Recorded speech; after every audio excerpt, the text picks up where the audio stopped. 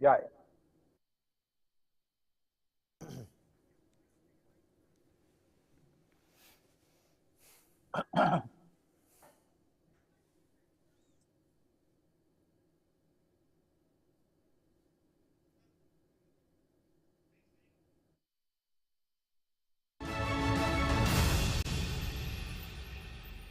Hello and a very warm welcome. Thanks for tuning in to News 9 Live. Like you can see the background behind me, it seems like in Tamil Nadu, the division between the AIADMK, there are two distinct characters at play here.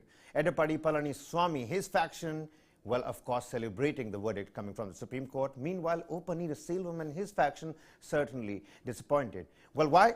Because in a big win for AIADMK Interim General Secretary Edappadi K Palaniswami, the Madras High Court on Tuesday rejected interim applications taken out by estranged AIADMK leaders O Panneerselvam, PH Manoj Pandian, R Vaithlingam and JCD Prabhakar against the AIADMK July 11th General Council resolutions and General Secretary elections. In his petition, O Panneerselvam faction sought cancellation of the resolutions that expelled former Chief Minister O Panneerselvam along with the supporters and appointed the other former Chief Minister, EPS, as the interim General Secretary in the July 11 General Council meeting that was held last year.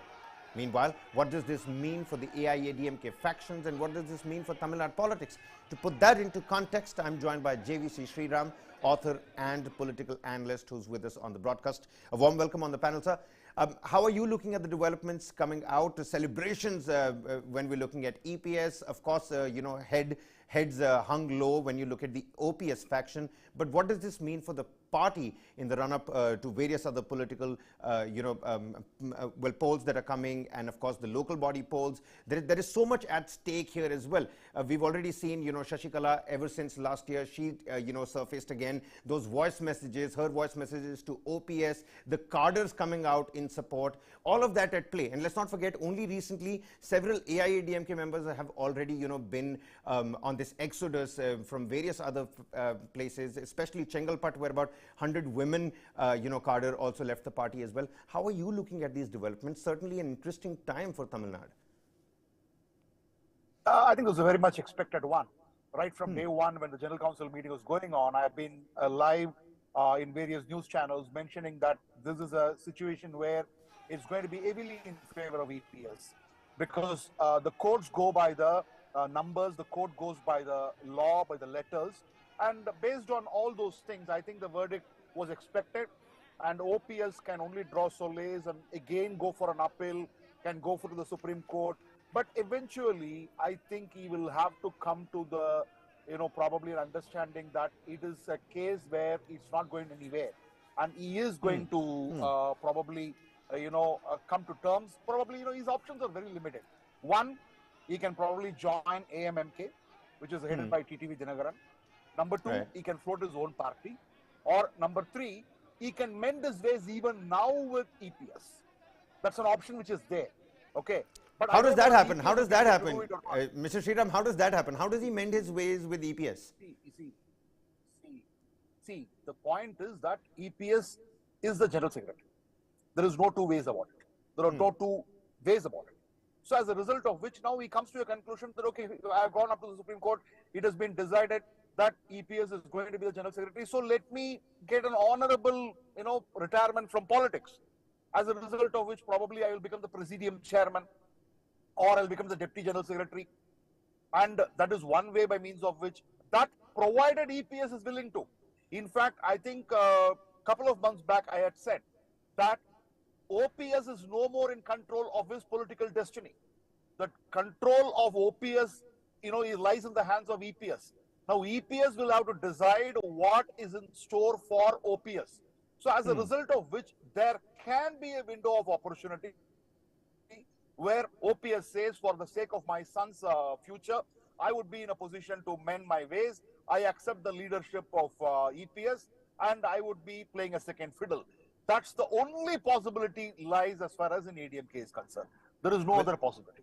It seems like, Mr. Sriram, it is an egotistical battle. You're right in pointing out that EPS right now is at the helm of affairs. And the only option for him to mend ways with EPS seems to be that OPS will have to bow down his head. Now, on the Libra scales, what do you think might fare better as an option for OPS? Him, bowing down, paying heed to the demands and hope for EPS to accommodate him, or going ahead and joining AIADMK with TTV Dinakaran? What do you think is going to work out better for OPS personally?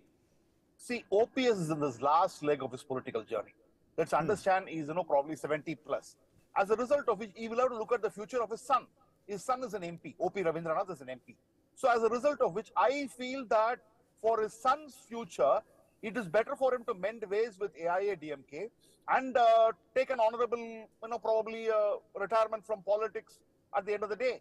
That would be. But I don't know whether he would choose that option, because he would continue to fight. He would continue to have his legal battle. But I don't know whether it's going to yield results or not in the long run. And also, mind you, EPS is looked at as a leader from the Kongu region. He is looked at more of a casteist kind of a leader. As a result of which, even for AIADMK, for its presence to be felt in the southern region, having had an issue with Sasikala, then with TTV Dinakaran, then with O Panneerselvam, they are actually antagonizing a particular community, because all of them belong to one powerful Mukuluthur community. Whether it's TTV Dinakaran or OPS or Panneerselvam, they all belong to that particular community. As a result of which, probably EPS may think that it is better to accommodate OPS rather than probably have a fight. Okay, we have fought. I am the supreme leader of ADMK. Now, accept me as a leader and come inside. That might be an option for OPS.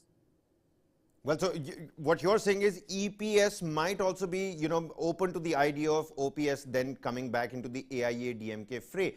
With that option on the line and on the cards. Not now. Not now. Not now. Not now.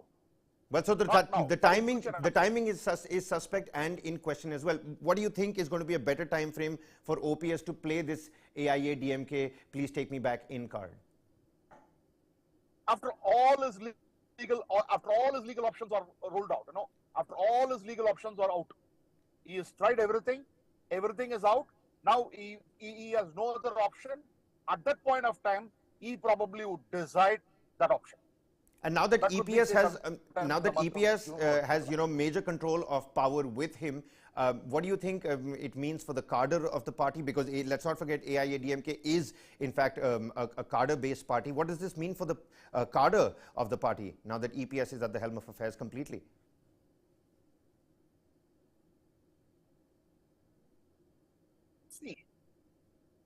See, the cadre has been with the AIADMK, but the point is there has been exodus of the cadre also from the AIADMK to the other parties. So AIADMK has also lost a lot of its members to the DMK. That is also there. AIADMK is not as strong as what it was in 2021. Let's understand that. If today an election is held, probably AIADMK would probably retain around 20 to 21% of its vote share. Not more than that. That's something which we need to understand. There is one battle within the party and there is one battle within the people. In the eyes of the people, probably the two-leaf symbol still holds around 15 to 16% of vote share.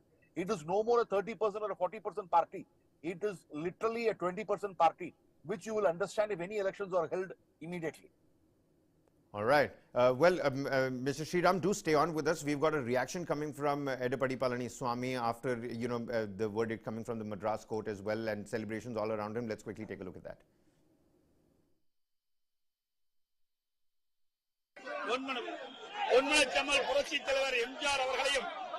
இதேதையும் புரட்சி தலைவி அம்மா இருவரும் தெய்வங்களை வணங்கி இன்றைக்கு பல்வேறு சோதனைக்கும் இடையிலே இருவரும் தலைவருடைய கனவை நனவாக்கின்ற விதமாக அனைத்து இந்திய அண்ணா திராவிட முன்னேற்ற கழக தொண்டர்களால் இன்றைய தினம் கழக பொதுச் செயலாளர் பதவியிலே போட்டியிட்டு இன்றைக்கு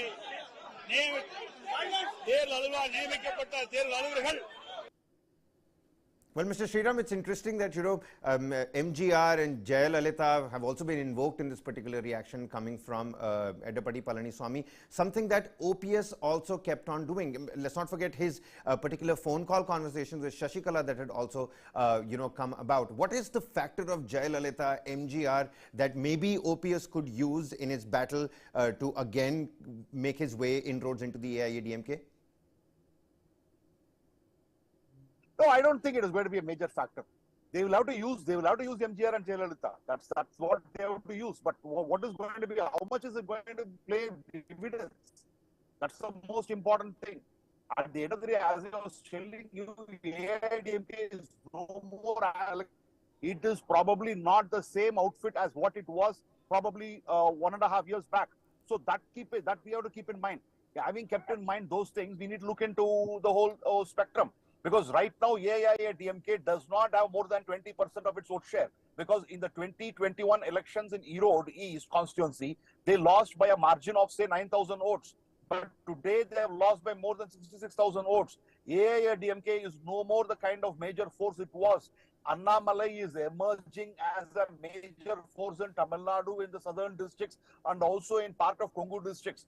So as a result of which, it is, everybody has to do a lot of recalibration in this changed political scenario. Well, Annamalai, it's interesting you bring that name up. He's been seen as the BJP's blue-eyed boy, recently been called to the national capital as well. There were some rumblings in Tamil Nadu. He's also an observer for the Karnataka Assembly elections. There are rumblings in Karnataka as well. Not everybody is too happy with K. Annamalai at the moment. And Annamalai, on the other hand, says that this AIADMK tie needs to completely go. Where do you think EPS is going to position himself on this particular spectrum? See, ADMK, EPS requires Modi. EPS cannot face the 2024 Lok Sabha election without a PM face. He badly needs Modi. So as a result of which, he needs to understand that Annamalai is the undisputed leader as far as Tamil Nadu is concerned, according to the Delhi High Command. The Delhi BJP feels that they are investing in future as far as Annamalai is concerned. Otherwise, they would not be making him the BJP co-in charge for Karnataka. So all this points to only one thing, that Edappadi Palaniswami will have to come to terms with the new equation which is emerging in the BJP. Because Congress is not going to break its alliance with DMK and join AIADMK. Probably they are talking with VCK, they are talking with communist parties, and they are talking with Nam Tamil Katchi Seeman. So that is another thing which is emerging. But we do not know still whether VCK or communist parties are going to walk out of the Congress-DMK alliance. And we are not even sure whether Nam Tamil Katchi will be willing to enter into any kind of a tie-up or a seat adjustment or a electoral tie-up with anybody. So all this leaves EPS with very little space but to concede to Annamalai. This is the real truth as far as Tamil Nadu politics is concerned as on today.